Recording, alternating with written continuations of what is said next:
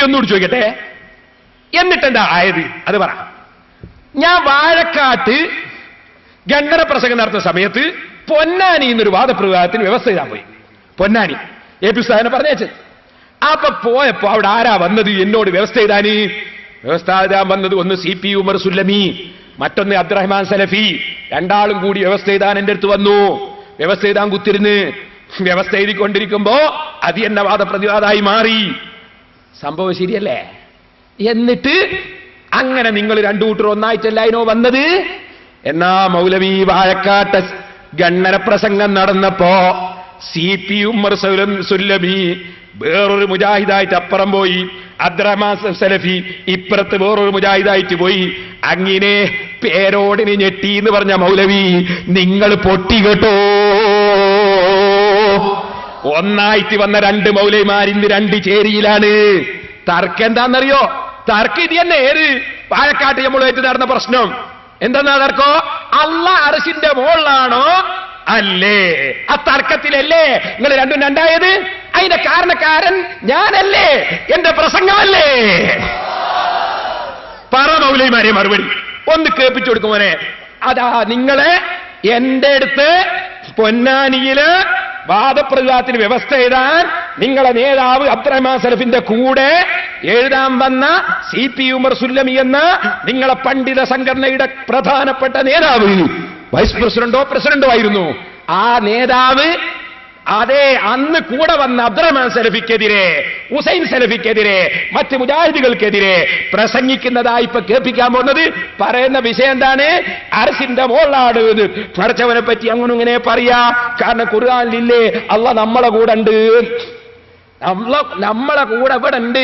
മൂന്നാള് സംസാരിക്കുമ്പോൾ നാലാമത്ത് അള്ളുണ്ട്. അയിനമാ കുന്തും അള്ളാഹുത്തല എവിടെയാണെങ്കിലും നിങ്ങളെ കൂടെ ഉണ്ട് എന്ന് ഇവിടെ ഉണ്ട് എന്നും ഖുർആനിലില്ലേ.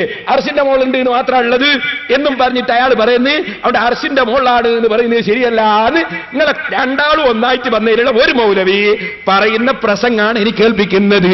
വാഴക്കാട് കൊണ്ടാരാ പൊട്ടിയത് അത് ശരിക്കൊന്ന് കേട്ടോ. വെച്ചു കൊടുക്കുവാനെ. എന്നാൽ ഈ ഒരു കാര്യം കൂടി മനസ്സിലാക്കേണ്ടതുണ്ട്.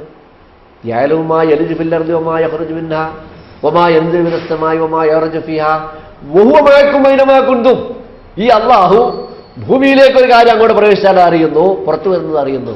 ആകാശത്തേക്ക് ഒരു വസ്തു സാധനം കയറി അത് അറിയുന്നു, ഇറങ്ങിയാൽ അറിയുന്നു. വഹുവ മഅക്കും, അവൻ നിങ്ങളുടെ കൂടെ ഉണ്ട്. അവൻ നിങ്ങളുടെ കൂടെയുണ്ട്. ഐനമാ കുൻതും, നിങ്ങൾ എവിടെയായിരുന്നാലും നിങ്ങളുടെ കൂടെയുണ്ട്. അതാണ് വഹുവ മഅക്കും ഐനമാ കുൻതും. നിങ്ങൾ എവിടെയായിരുന്നാലും അള്ളാഹു നിങ്ങളുടെ കൂടെയുണ്ട്. മായക്കൂനുമിന്നജുവാസലാദത്തിനില്ലാഹുറാബിഉഹും, മൂന്നാള് കൂടി സ്വകാര്യം പറയുകയാണെങ്കിൽ നാലാമനായ അള്ളാഹുവിന്റെ കൂടെ അവിടെ ഉണ്ട്, ഇല്ലാതിരിക്കില്ല. മൂന്നാള് സ്വകാര്യം പറയും, നാലാമൻ അള്ളുണ്ട് അവിടെയാണ്. അപ്പൊ അള്ള വേണ്ടെന്നല്ല പറഞ്ഞത്, ആകാശത്തിലുള്ള അള്ള വേണ്ടെന്നല്ല പറഞ്ഞത്. അതാണ് വേറിട്ട് മനസ്സിലാക്കേണ്ടത്. അവൻ നമ്മുടെ കൂടെ ഉണ്ടെന്ന് പറഞ്ഞാൽ തന്നെ അവന്റെ ഗുണഗണങ്ങളാണ്, അവന്റെ വ്യക്തിത്വം, അവന്റെ ദാത്ത, അവന്റെ തടി എന്താണ് നമുക്കതിനെപ്പറ്റി അറിയില്ലല്ലോ, നമ്മൾ കണ്ടിട്ടില്ലല്ലോ. പക്ഷെ അതുകൊണ്ട് പടച്ചോൻ എവിടെയാണെന്ന് ചോദിച്ചാൽ നമ്മൾ എന്ത് പറയണം? എവിടെയാണ് പടച്ചോൻ? എവിടെയാണ് പടച്ചോനുള്ളത്? എങ്ങനെയാണ് പടച്ചോനുള്ളത്? അറിയില്ല. ഞാൻ പറഞ്ഞില്ല അള്ളാഹു ഗൈബാണ്, നമുക്കറിയില്ല. അയാൾ പറഞ്ഞതിൽ കുറെ അബദ്ധം കേട്ടോ, എന്ന് ഞാൻ പറഞ്ഞാന്ന് പറയണ്ടേ. അയാൾ പറഞ്ഞതിൽ കുറെ അബദ്ധമുണ്ട്.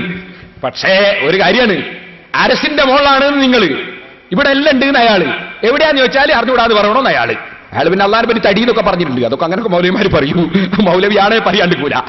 അതിരിക്കട്ടെ. ഇനി സഹോദരന്മാരെ, ഇനി നിങ്ങൾ മനസ്സിലാക്കണം. അപ്പൊ നിങ്ങളെ മൗലവിമാര് രണ്ടായി പിരിഞ്ഞത് വാഴക്കാട്ട് പേരോട് അബ്ദുറഹ്മാൻ സഖാഫി തുടർ ഖണ്ഡനം നടത്തിയത് കൊണ്ടാണേ മൗലവി.